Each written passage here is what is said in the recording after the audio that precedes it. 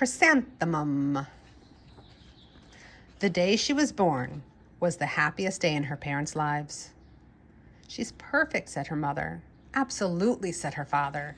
And she was. She was absolutely perfect. Her name must be everything she is, said her mother.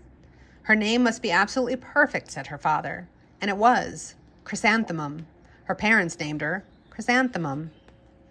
Chrysanthemum grew and grew and grew, and when she was old enough to appreciate it, Chrysanthemum loved her name. She loved the way it sounded when her mother woke her up. She loved the way it sounded when her father called her to dinner. And she loved the way it sounded when she whispered it to herself in the bathroom mirror.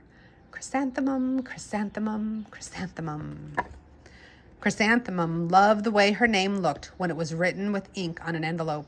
She loved the way it looked when it was written with icing on a birthday cake, and she loved the way it looked when she wrote it herself with her fat orange crayon. Chrysanthemum, chrysanthemum, chrysanthemum. Chrysanthemum thought her name was absolutely perfect, and then she started school. On the first day, Chrysanthemum wore her sunniest dress and her brightest smile, and she ran all the way. Hooray, said Chrysanthemum, school. But when Mrs. Chudd took roll call, everyone giggled upon hearing Chrysanthemum's name. It's so long, said Joe. It scarcely fits on your name tag, says Rita, pointing. I'm named after my grandmother, said Victoria. You're named after a flower. Chrysanthemum wilted. She did not think her name was absolutely perfect. She thought it was absolutely dreadful. The rest of the day was not much better.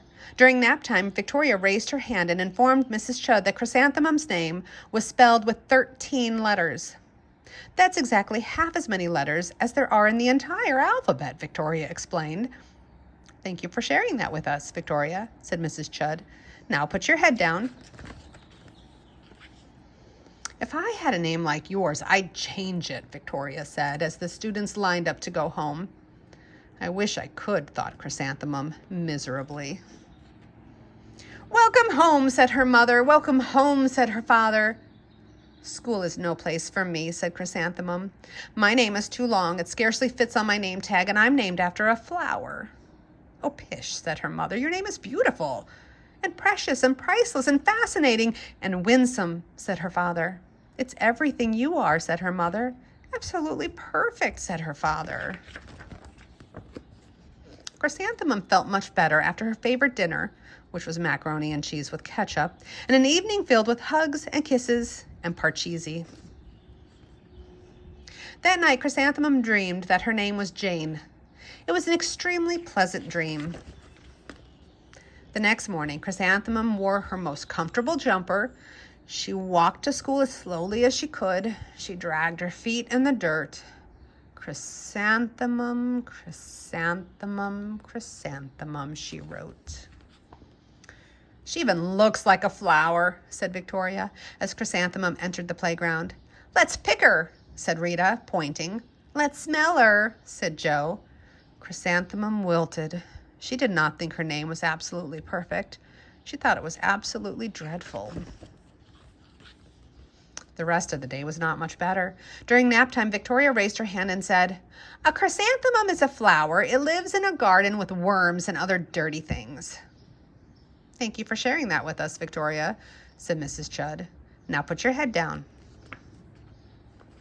I cannot believe your name, Victoria said as the students lined up to go home. Neither can I, thought Chrysanthemum miserably. Welcome home, said her mother. Welcome home, said her father. School is no place for me, said Chrysanthemum. They said I even look like a flower. They pretended to pick me and smell me. Oh, pish, said her mother. They're just jealous and envious and begrudging and discontented and jaundiced, said her father. Who wouldn't be jealous of a name like yours, said her mother. After all, it's absolutely perfect, said her father. Chrysanthemum felt a trifle better after her favorite dessert, chocolate cake with buttercream frosting, and another evening filled with hugs and kisses and parcheesi. That night, Chrysanthemum dreamed that she really was a chrysanthemum. She sprouted leaves and petals, Victoria picked her and plucked leaves and petals one by one until there was nothing left but a scrawny stem. It was the worst nightmare of Chrysanthemum's life. Chrysanthemum wore her outfit with 7 pockets the next morning. She loaded the pockets with her most prized possessions and her good luck charms.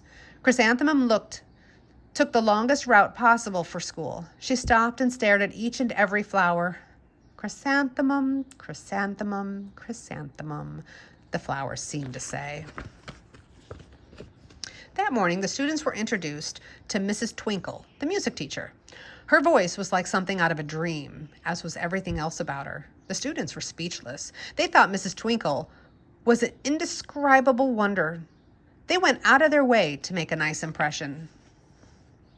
Mrs. Twinkle led the students in scales. Then she assigned roles for the class musicale. Victoria was chosen as the dainty fairy queen. Rita was chosen as the spiffy butterfly princess. Jo was chosen as the all-important pixie messenger.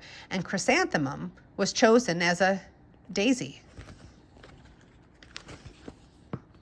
Chrysanthemum's a daisy, chrysanthemum's a daisy, Jo, Rita, and Victoria chanted, thinking it was wildly funny.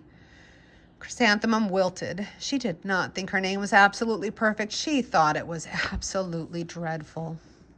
What's so humorous? Asked Mrs. Twinkle. Chrysanthemum, was the answer. Her name is so long, said Jo. It scarcely fits on her name tag, says Rita, pointing. I'm named after my grandmother, said Victoria. She's named after a flower. My name is long, says Mrs. Twinkle. It is, says Jo. My name would scarcely fit on a name tag, said Mrs. Twinkle. It would, said Rita, pointing. And, said Mrs. Twinkle, I'm named after a flower, too. You are? Said Victoria. Yes, said Mrs. Twinkle. My name is Delphinium. Delphinium Twinkle, and if my baby is a girl, I'm considering Chrysanthemum as a name. I think it is absolutely perfect. Chrysanthemum could scarcely believe her ears. She blushed. She beamed. She bloomed. Chrysanthemum, chrysanthemum, chrysanthemum. Jo, Rita, and Victoria looked at Chrysanthemum longingly. Call me Marigold, said Jo. I'm Carnation, said Rita, pointing. My name is Lily of the Valley, said Victoria. Chrysanthemum did not think her name was absolutely perfect. She knew it. The end.